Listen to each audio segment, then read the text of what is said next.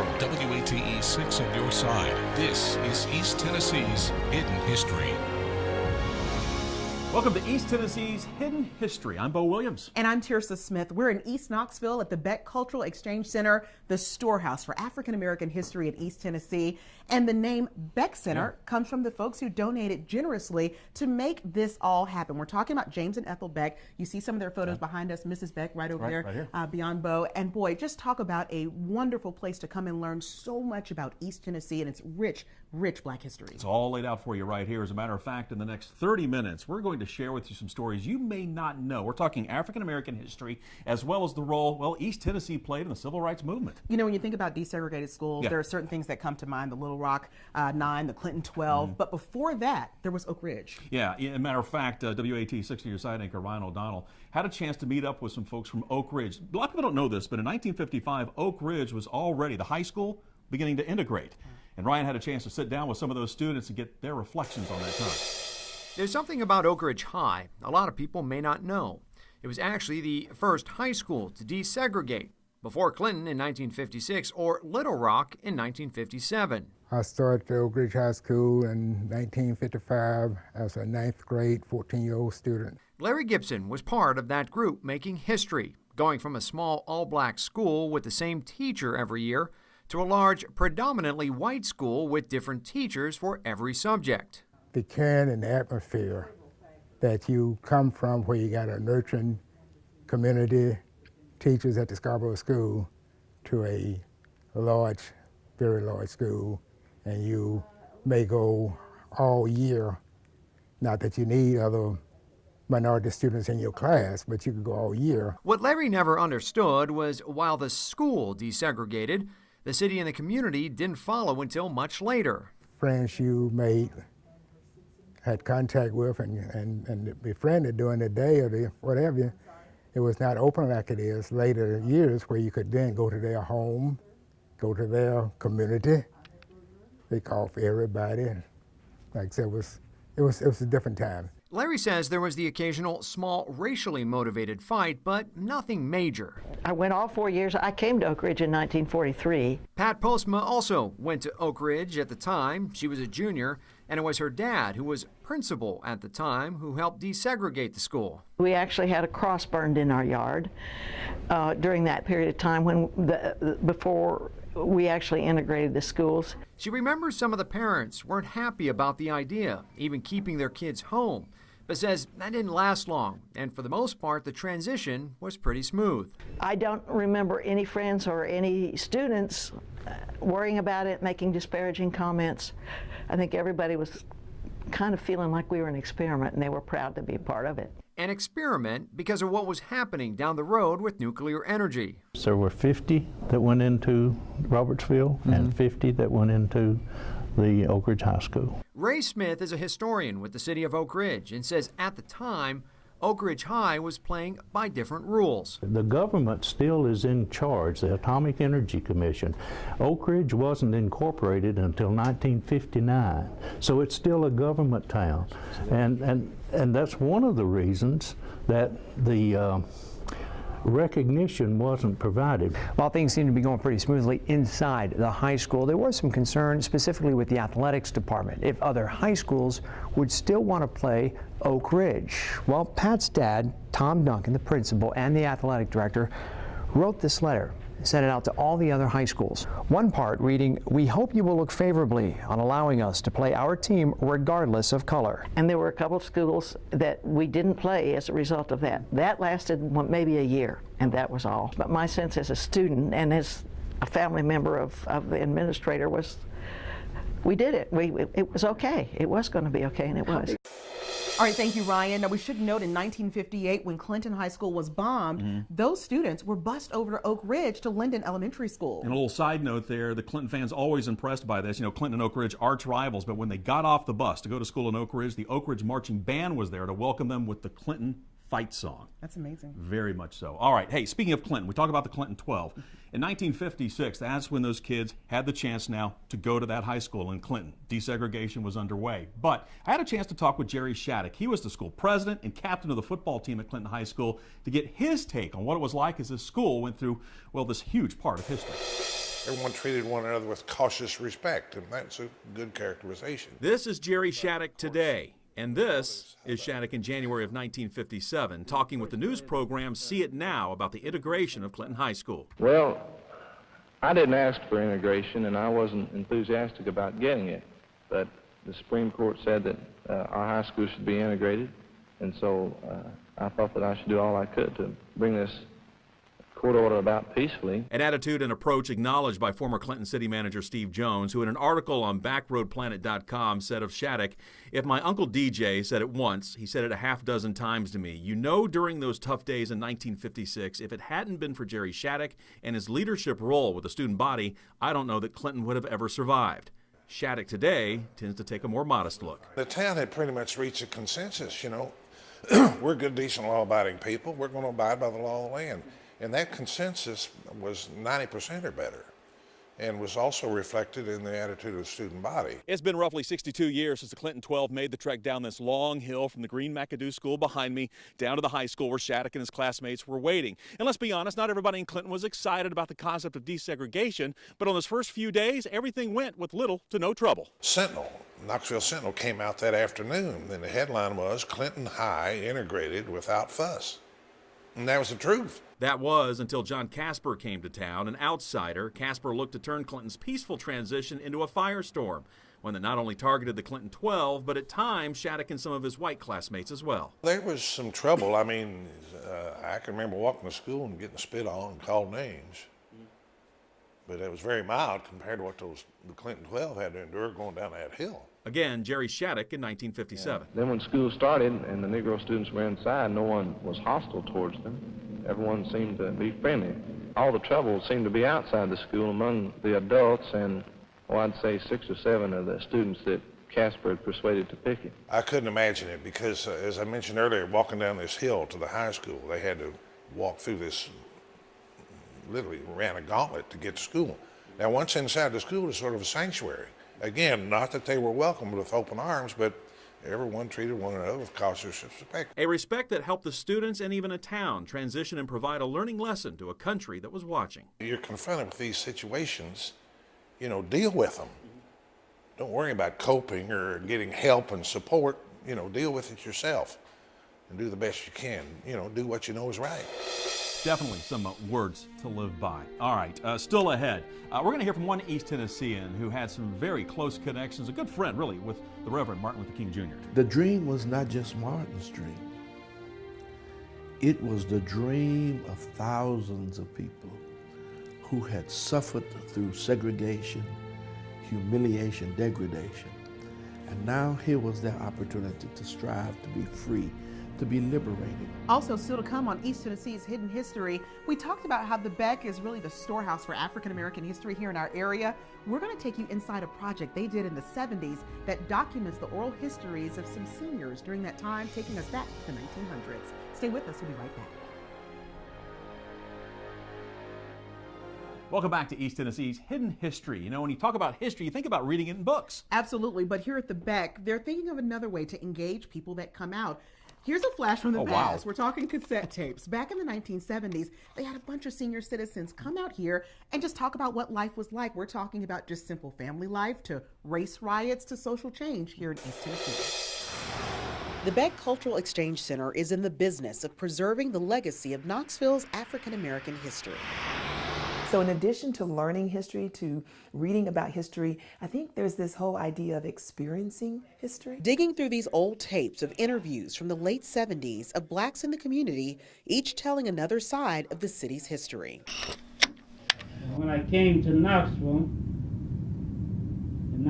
August the 16th, 1916. It brings to life some of the forgotten stories of suffering, survival, and success of a generation gone on. They were pretty up in age when they were being interviewed, and so we get a chance to really kind of look back on history and hear the voices of those people and their take on what life was like all those years ago. Some of the stories are about everyday life. John B. Wheeler was the son of a sharecropper who would go on to help run one of the few black funeral homes in Knoxville. When I came back to Knoxville, and my brother had opened the A.R. Wheeler and Son funeral home.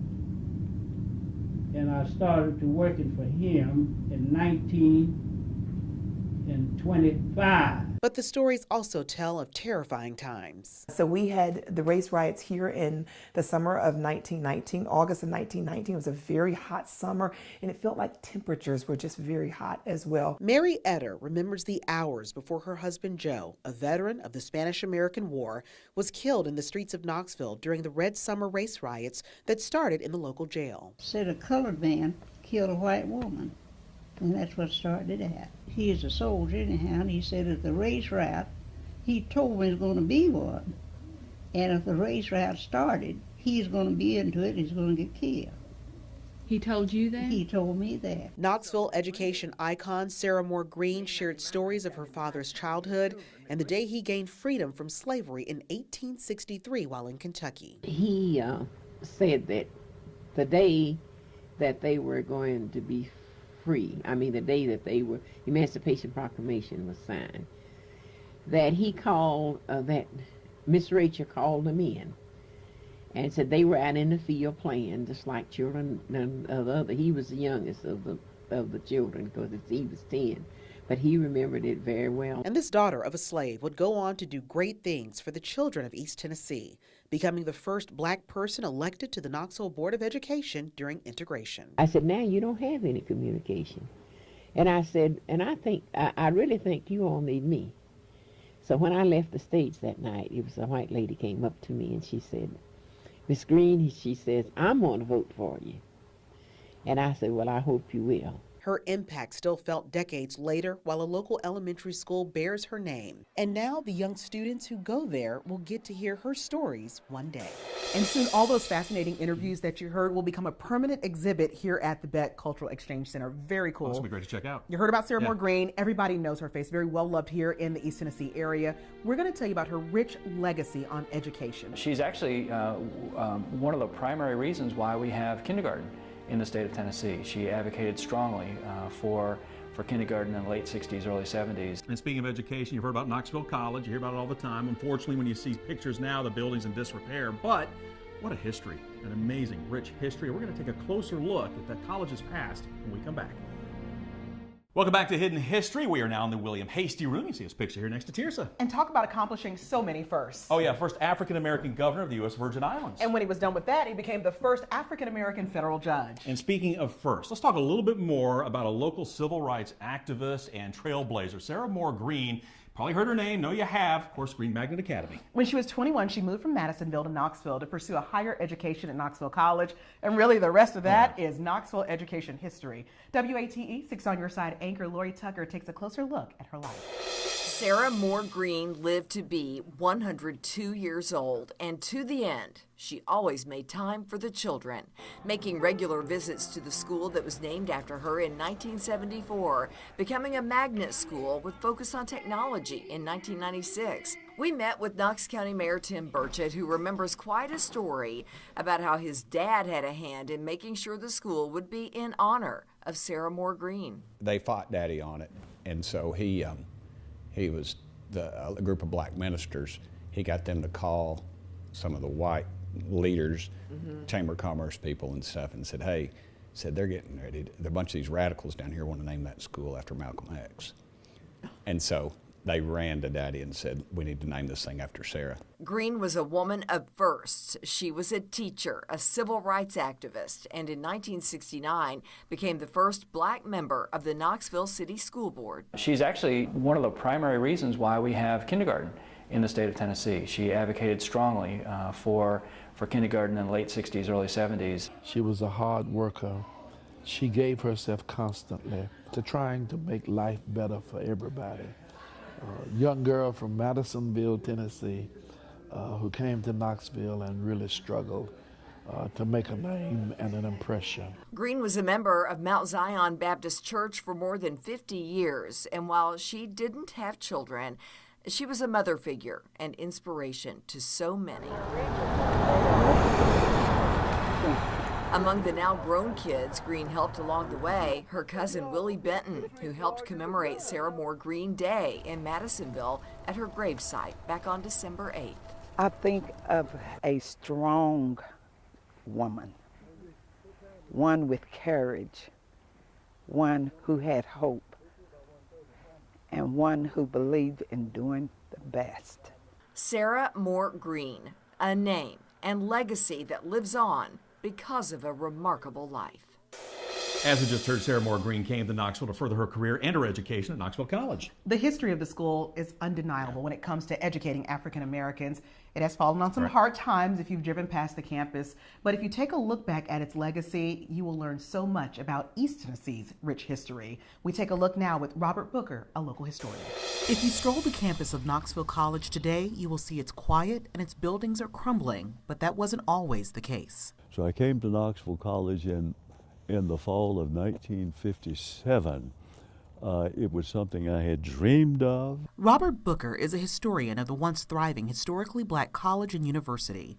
He was at the institution during its heyday. Campus life at Knoxville College for me was just fantastic. I came here after serving 3 years in the Army. I got the GI Bill, and I was going to live the life because I didn't have to worry about tuition. Knoxville College was founded in 1875. It was a missionary effort of the United Presbyterian Church. Knoxville was thought to be the best site for its calm racial climate. This college was established 10 years after slavery ended. Most black people had never been inside a school, period. So a college education was out of the question. You had to get the first grade first. So Casey established a grade school, educating youth to one day qualify for a college education. Decades later, the college graduated many students. Sports and campus organizations would bring pride to the school. There was even a student-run farm. Produce and livestock would feed the campus, and the rest would be sold to the Knoxville community. To attend, you had to not only hold a campus job, you had to carry yourself according to a standard. There was a dress code. You had to dress a certain way. And on Sundays, when they had dinner in the cafeteria, you had to dress for dinner. Guys had to wear coats and ties, and the women had to wear their Sunday go-to-meeting best. Famous speakers would make their way to KC, one of which was Dr. Martin Luther King Jr. in 1960. Booker was there to take it all in. It was terrific. Oh, the man could really speak. He could capture your imagination with what he had to say, the rhythm of the speech, the content of the speech. It was just exciting. There is hope that one day Knoxville College will open back up again, but for now, it is up to the Tennessee Higher Education Commission granting approval. I think it would be sad for the city of Knoxville. After all, this college is named for the city of Knoxville, and I think it would be tragic for officials to allow it to go away. And it would bring more heartache to those that once walked its halls. Still to come today is Martin Luther King Jr. Day, the day that we take a moment to honor this man and his contributions to the civil rights movement. And for one local man, not only did he take up the fight for civil rights and social justice, he marched along with MLK. We'll tell you all about his story right after this.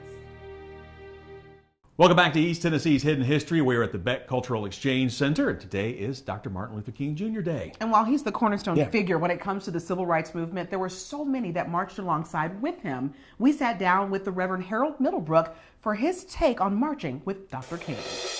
I'm convinced that God has a plan for your life.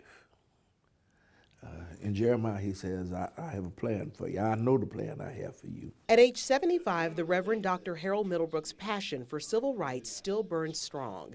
It started for him as a child in segregated Memphis, Tennessee. Our teachers would teach us history. You know, my mom was subject to wake you up at 4 or 5 o'clock in the morning and tell you to sing the second verse of Lift Every Voice and Sing.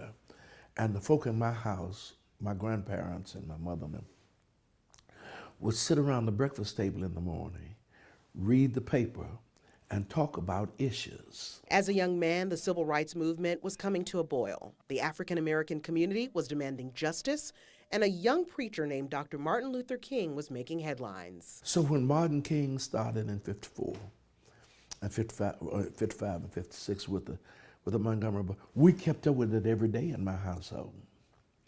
And our teachers would have us to subscribe to the Commercial Appeal newspaper, which was the daily paper. Reverend Middlebrook would go on to college at a prestigious school in Atlanta, where his life would take a turn. I graduated and went on to Morehouse, did a summer program as a Woodrow Wilson student, and got involved with Lonnie King, Herschel Sullivan, Julian Bond, and all of that crowd in Atlanta for the Committee on Appeal for Human Rights. Now a part of the vanguard for the revolution of equality, Reverend Middlebrook was facing some of the hardest moments of his youth. Ended up going to jail, and then ended up going to jail with Dr. King in Atlanta in 1960. His friendship with Dr. King would land him in tense situations with local police. They went out to the car and got a rubber hose and came back to proceed to whip me with the rubber hose. Now here's the difference. The tire iron can leave bruises and scars visible. The rubber hose leaves you wounded on the inside. There, on the day that Dr. King was assassinated, Reverend Middlebrook reminds us all that the movement was bigger than one man. The dream was not just Martin's dream. It was the dream of thousands of people who had suffered through segregation, humiliation, degradation.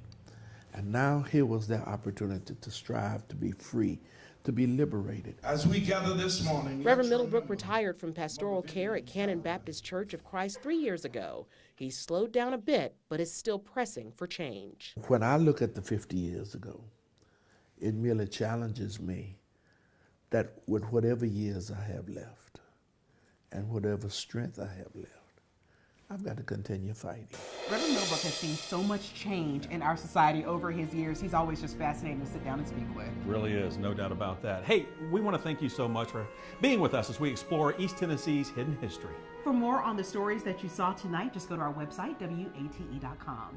Good night.